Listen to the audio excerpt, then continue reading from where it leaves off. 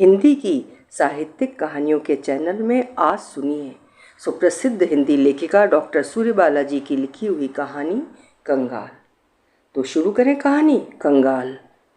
बिंटू समझती है मैं कुछ नहीं जानता, सोचता हूँ अच्छा है अगर वो यही समझती रहे। मैं कभी ये उसे जानने न दूंगा कि इस एक स्वेटर के लिए उसने कितनी कहानियाँ गढ़ी हैं। मैं सब जानता हूँ। आधे जाड़ों के बीच मैंने उसे अपना कत्थई वाला पुराना हाफ स्वेटर मरम्मत के लिए दिया था। स्वेटर की खस्ता हालत देखकर चेहरे पर उभर आए भावों को छिपा गई थी। फिर थोड़ी देर उलट पुलट कर देखने के बाद बोली थी, ठीक ऐसी कत्थई ऊन तो नहीं होगी बिन्ने भैया, किसी मिलते जुलते रंग से कर दे। दिखेगी, बाटों के नीचे कौन देखता है। पीठ की तरफ भी तो एक दो छेद हैं। अरे पीठ पीछे की क्या फिक्र करनी, कहकर मैं हंस दिया था, पर बिंटू नहीं हंस पाई। गुमसुम सी ही स्वेटर लिए चली गई। उन्हीं दिनों से अम्मा के बक्से में नई ऊन के 4-5 गुल्ले मिले थे। अम्मा की लंबी बीमारी के बाद से उनका थैला बक्सा सामान वगैरह बिंटू ही देखती थी। ऊन देखकर उसने जल्दी जल्दी सारा बक्सा छान मारा। कुल 4 गुल्ले ही निकले, 5वां आधे से कम था। वो काफ़ी देर जुगाड़ बैठाती रही, फिर जैसे मन ही मन कुछ निश्चय करके मजली भाभी के पास गई थी। भाभी सुनिए, आपके पास गहरे काही या कत्थई ऊन के 1-2 गुल्ले होंगे? क्यों? यूं ही। थोड़ी हंसती थोड़ी झेपती हुई धीमे से बोली थी, अम्मा के बक्से में थोड़ी ऊन मिल गई है, 1-2 गुल्ले आप दे दें तो अपने लिए मिनी कोट बना लूँ, सीख लूँगी तो अगले साल मंटू के लिए भी। काही रंग का एक गुल्ला मिल गया था। एक की अभी भी कसर थी, लेकिन उसका उत्साह बढ़ गया था। दूसरे दिन कॉलेज जाते हुए बड़ी भाभी अर्थात ठेकेदारनी के कमरे के दरवाजे पर बोली, ए बड़ी भाभी 2 रुपए की महाजनी कीजिए। बड़ी भाभी जरा ठस किस्म की है। बिना बात महाजनी कैसी? अरे इतनी बड़ी ठेकेदारनी की ननद पैदल जाएगी कॉलेज?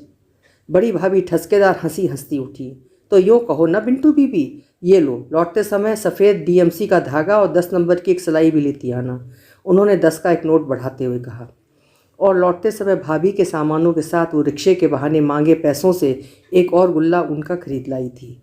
सब मिला नमूना ठीक कर बुनाई शुरू कर दी थी। बात आई गई हो गई थी, लेकिन जब एक तरफ का पल्ला पूरा होने को आया तो मंजली भाभी ने टोका, ये कैसा मिनी कोट है जी, ये तो मर्दाना स्वेटर है। उस समय मैं आंगन से गुजर रहा था। बिंटू जल्दी से अटकते हुए बोली, क्या करूं, ये रंग मुझ पर फबता ही नहीं था, तो सोचा बिने भैया के लिए ही हाफ स्वेटर बना दूं। वाक्य ख़त्म करते करते उसकी आंखें झुक गई थीं। हालांकि वो सहज बनने की पूरी कोशिश किए जा रही थी। अच्छा अच्छा, भाभी ने कुछ कुछ समझते हुए संभल कर जोड़ा, अच्छा किया। पिंटू की घबराहट में समझ गया था, शायद इसीलिए और भी तेजी से आंगन से चला आया।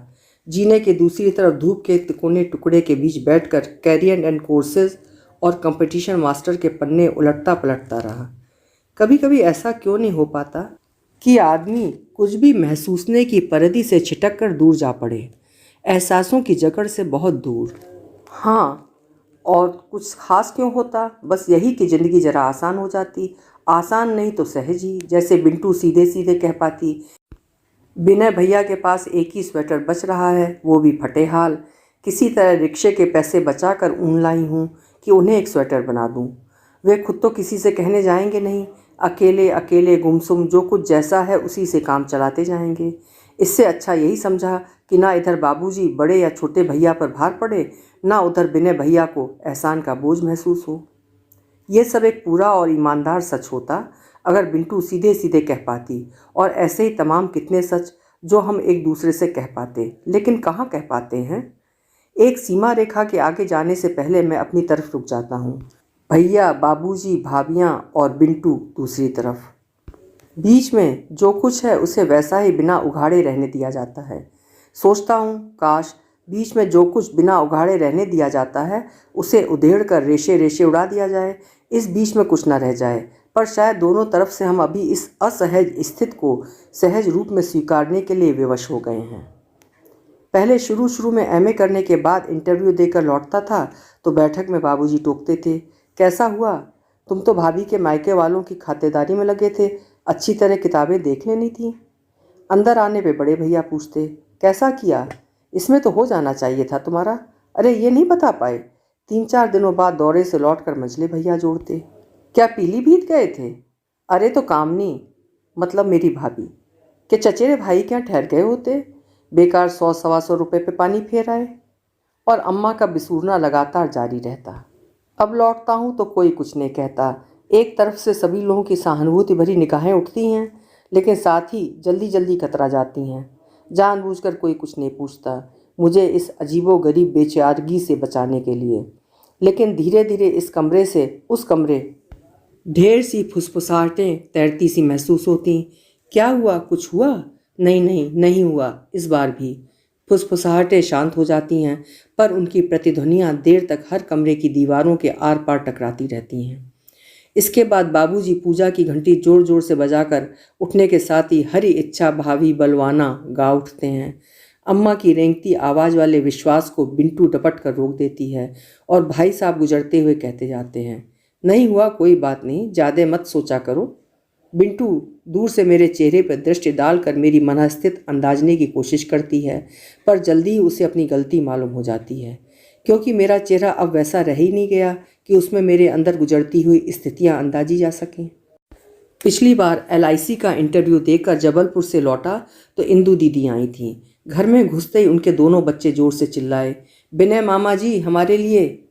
सुनते ही दीदी ने जल्दी से आकर उन्हें टपटा। आते ही तंग करने लगे। मामा जी जरूरी काम से गए थे, उन्हें इतना टाइम कहाँ था। काश इंदू दीदी कह पाई होती, उनके पास इतने पैसे कहाँ थे। हाँ हाँ, हमें मालूम है, इंटरव्यू देने गए थे नौकरी के लिए, है ना मामा जी? बड़ा वाला बबलू बड़ी समझदारी से बोला था। हाँ हाँ, मैं बिला वजह उन्हें अपने और इंदू दीदी को संभालने की कोशिश करने लगा। दीदी भी उसी कोशिश में जल्दी जल्दी यहाँ वहाँ के हालचाल पूछने लगीं, पर रोकते रोकते पूछ ही बैठी, कुछ पता पड़ा? हाँ, मैंने उसी खिसियानी हंसी के साथ कहा, जिन लोगों को चुना जाना था बस उन्हीं को रुकने के लिए कह दिया गया है। कोई खास थी भी नहीं, ये भी कह रहे थे। हाँ, मैं फिर वैसी ही बेचारगी से हंसने लगा। इंदू दीदी नहीं हंस पाई बिंटू की तरह।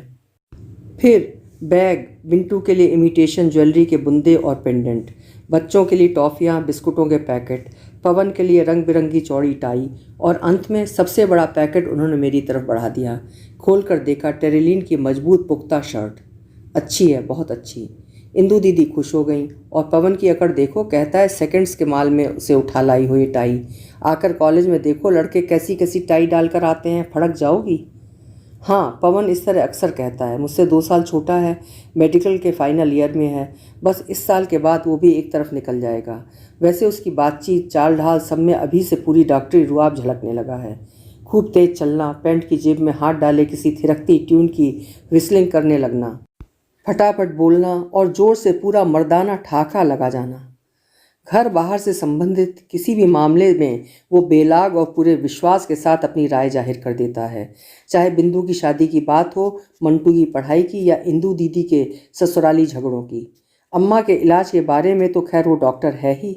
कोई भी समस्या हो, वो बाबूजी, भैया और थोड़ी बहुत अम्मा के बीच भी घिसटती सी रहती है, कितने कितने दिनों तक। लेकिन पवन जब कभी हॉस्टल से 1 आध दिनों के लिए आता है, चुटकी बजाते निर्णय ले डालता है। बाबूजी, भैया सब उसकी राय के कायल हो जाते हैं। सोचने की कोशिश करता हूँ कि ये वही पिद्दी सा पवन है ना, अव्वल दर्जे का दब्बू, किसी के सामने बोलते समय बात बात में लड़कियों सा शर्मा कर उंगलियां तोड़ने लग जाने वाला। भाई लोगों के दोस्तों को, भाभियों के भाइयों को देखते ही झेप कर भाग जाने वाला पवन अब कितना बोल्ड हो गया है। शरीर भी पहले सा दुबला न रहकर सीधा होकर कस गया है। आंखों में चमक और चेहरे पर रुआब आ गया है। बचपन के दिनों से अभी कुछ सालों पहले तक घर बाहर के लोगों की ज़बान पर ज़्यादातर मेरा ही नाम रहता था, क्योंकि एक तो मैं सीधा था, दूसरे शर्माता झेपता नहीं था। जो काम कहा जाता उसे सोच समझ कर ठीक से करता। छुप छुप कर प्रकृति वर्णन और देशभक्त पर कविताएं लिखना, कभी कभी टीचरों पर हास्य रस की पैरोडी भी, जिसे बाबूजी और बड़े भैया बड़े शौक से अपने दोस्तों को सुनवाते, खूब वाहवाही मिलती। बाजार से सब्जी, मसाले, घी, तेल लाने के काम में भी ज़्यादा योग्य समझा जाता, क्योंकि पैसों का हिसाब ठीक रखता और सामान देखकर परख कर लाता। जबकि पवन से एक तो अक्सर पैसे गिर जाते, ऊपर से बिना देखे सुने कभी सीले मसाले उठा लाता, कभी सड़ी गली सब्जियां। कुछ कहने पर देर तक पिनपिनाता रहता, इसलिए किसी बात के बीच उसे बोलने से पहले ही डपट दिया जाता। तुम चुप रहो जी, बिना बात बीच में दखल मत दिया करो, जरा एक काम तो ठीक से होता नहीं। भाभी का चुन्नू दरवाज़ा खोलते ही खुशी से चिल्लाया, पवन चाचा। घर में आकर बताया, साथ में 2-3 दोस्त भी हैं। घर में थोड़ी खलबली मचती है। अम्मा, वनस्पति नहीं है, बिंटू कहती है। बड़ी बहू से कहो, अम्मा गेहूं बीनते हुए कराह कर चश्मा ठीक करती हैं। भाभी, पवन भैया और उनके दोस्त आए हैं, वनस्पति खत्म हो गया है। अरे इस बार तो बहुत जल्दी खत्म हो गया। ये लो 6 समोसे मंगवा लो। भाभी दूरदर्शी हैं। वनस्पति अभी मंगवाने का मतलब पवन और उसके दोस्तों के साथ साथ पूरे 12 प्राणियों के कुनबे के लिए पकौड़े तले जाएं। इस हिसाब से 6 समोसे और 3 प्याले चाय की आवभगत कहीं सस्ती पड़ेगी। मंजली भाभी के लिए भी अच्छा ही है। आधे घंटे पहले चौके में जाने से छुट्टी मिलेगी। लेकिन समोसे लाए कौन? बच्चे सब स्कूल, सबको मालूम है। मैं पूरे 4 साल का बेरोजगार नकारा कोने वाले कमरे में कंपटीशन मास्टर और कैरियर एंड कोर्सेज लिए बैठा हूँ। मेरे पास अफराद समय है। मुझे कोई ज़रूरी काम नहीं। फिर भी पवन के दोस्तों की खातिरदारी के लिए मुझसे समोसे लाने के लिए कौन कहने जाए। हालांकि मैं कभी कुछ कहता नहीं, फिर भी कहीं मैं मन से बुरा मान जाऊं या फील ना हो। तमाम तमाम अंदेशे में घिरे लोग एक निश्चित फासले से मुझे अंदाजने की कोशिश करते हैं। सबका पशोपेश मैं खुद समझ जाता हूँ। थोड़ी देर खुसफुस सुनने के बाद बाहर आकर पूछता हूँ, भाभी पवन के दोस्त आए हैं ना, कुछ चाय नाश्ता? हाँ हाँ, चाय बनवा रही हूँ, जरा समोसे आ जाते, पर कौन लाए? अरे तो मैं ला देता हूँ। भाभी जल्दी से आंचल की गांठ खोलकर 5 का नोट बढ़ा देती हैं।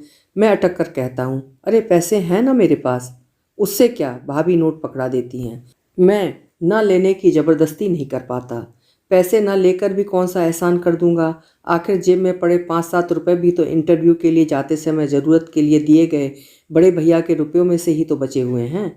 और रुपए ही क्यों, ये पजामा कमीज, टेरलिन की पैंट, कंपटीशन मास्टर, सब कुछ प्रकारांतर से उन्हीं के पैसों के तो हैं। बाहर जाने से पहले गलियारे तक आकर रुक जाता हूँ। बैठक से पवन के दोस्तों का जोरदार ठहाका गूंजता है। मैं लौटकर पाजामा बदल कर पैंट पहन लेता हूँ। क्या मालूम पवन के दोस्तों से सामना हो जाए। दिख जाने पर पवन फौरन बुलाता है, विनय भैया आओ आओ ना। उसके बाद अपने दोस्तों से परिचय कराता है, माई ब्रदर विनय। अपनी अपनी तहत सब बड़ी समझदारी से हाथ मिलाते हैं। पवन बैठने को कहता है, मैं बैठ भी जाता हूँ। पर यहीं आकर सब कुछ, सारी बातचीत घिसटने लगती है। फिर घिसटते घिसटते रुक रुक कर नितांत दयनीय ढंग से चलने लगती है। बातचीत का हर मसला और छोरहीन इधर उधर असंबंध लटकने लगता है। एक विचित्र फंसी फंसी सी स्थिति, बस जैसे अनचाहे डूबते चले जाना सबकी नियति हो जाती है।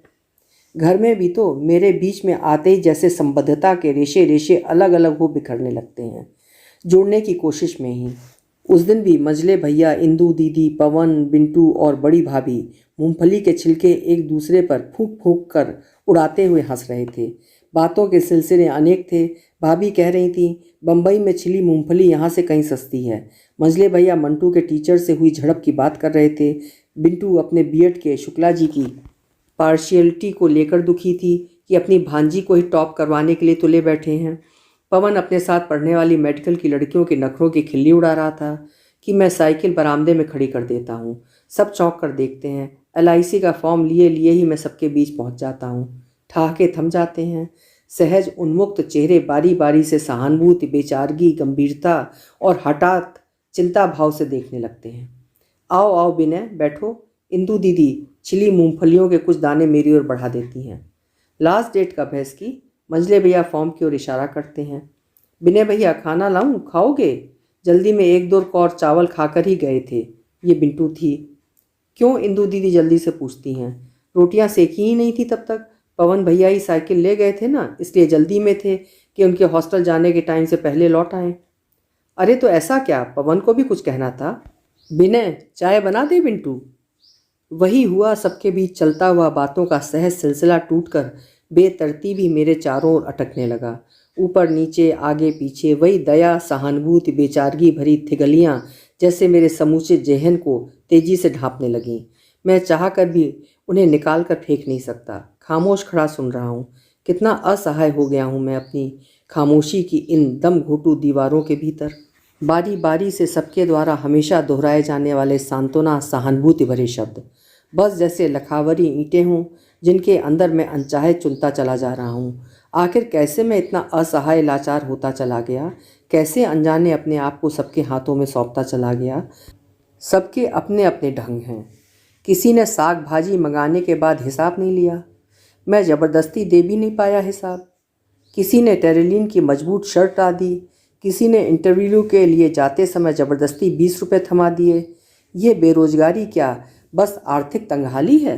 नहीं, शायद एक लाचारी जिसने मेरे समूचे व्यक्तित्व का रस चूस कर मेरी पूरी की पूरी मानसिकता को पंगु बना बीच रास्ते में फेंक दिया है। मैं रह ही कहाँ गया।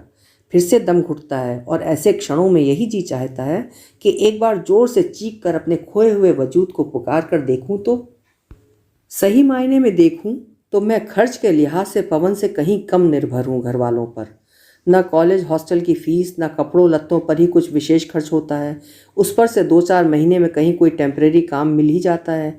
घर में ताने कसने वाला या आमने सामने रूखा बोलने वाला भी कोई नहीं। बाबूजी पेंशन पाते हैं।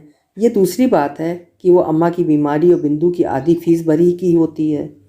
बड़े और मंझले भैया भी चलने लायक कमाते ही हैं। आम गृहस्थों की तरह वे लोग थोड़े तंगहाल रहने पर भी संयुक्त परिवार का भार कमोबेश ढो रहे हैं।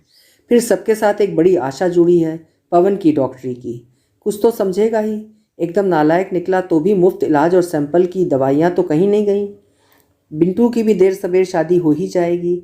हाँ, सब कुछ नॉर्मल तो है, लेकिन मैं कहीं बीच में अकेला क्यों हूँ? भटकता रहता हूँ अपने प्रति नितांत आशंकित अविश्वस्त सा।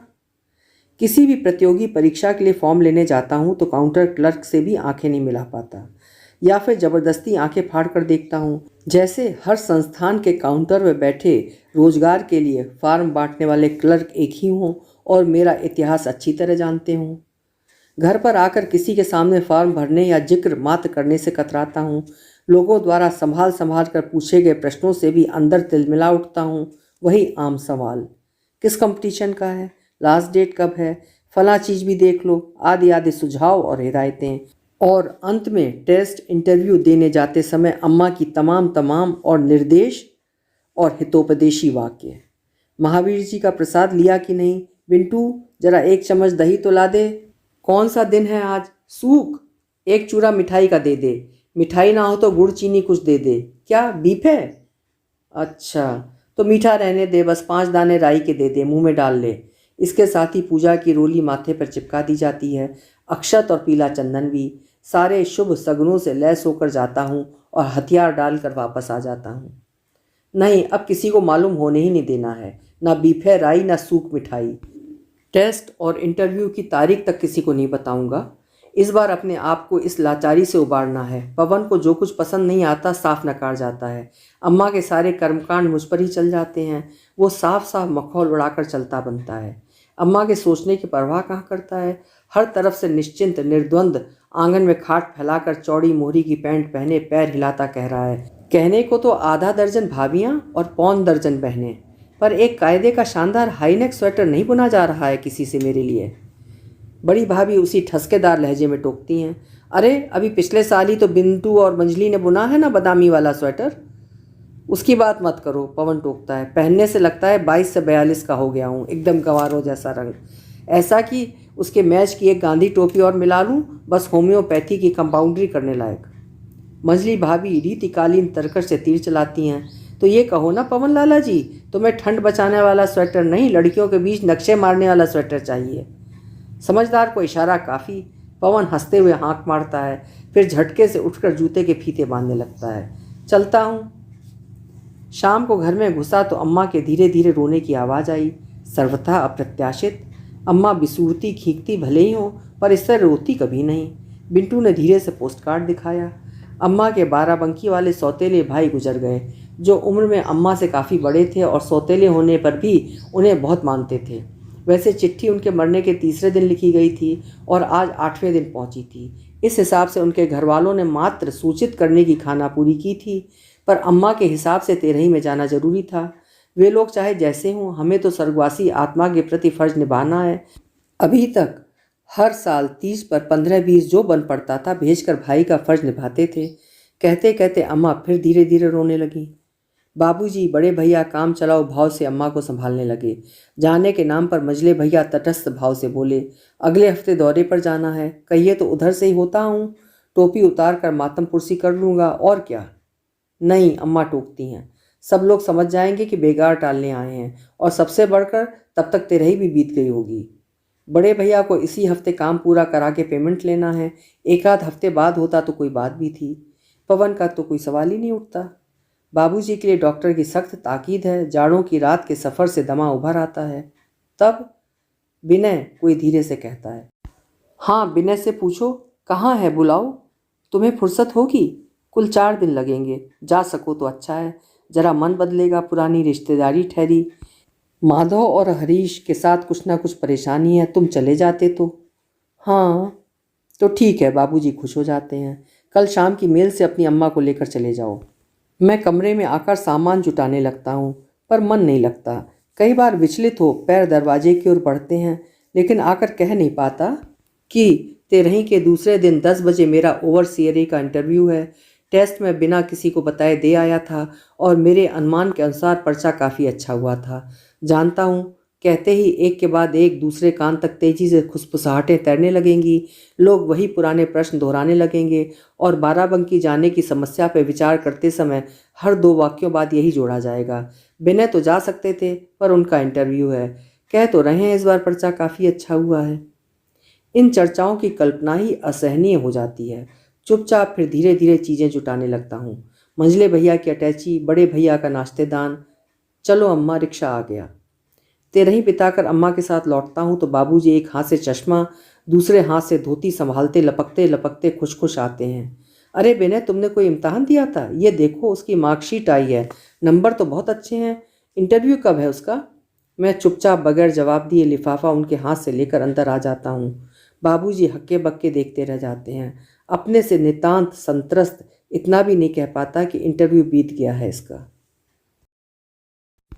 अभी आप सुन रहे थे डॉक्टर सूर्य बालाजी की लिखी हुई कहानी कंगाल। कहानी आपको कैसी लगी कमेंट बॉक्स में ज़रूर लिखिएगा। फिर मिलेंगे। आपका समय शुभ हो, मंगलमय हो।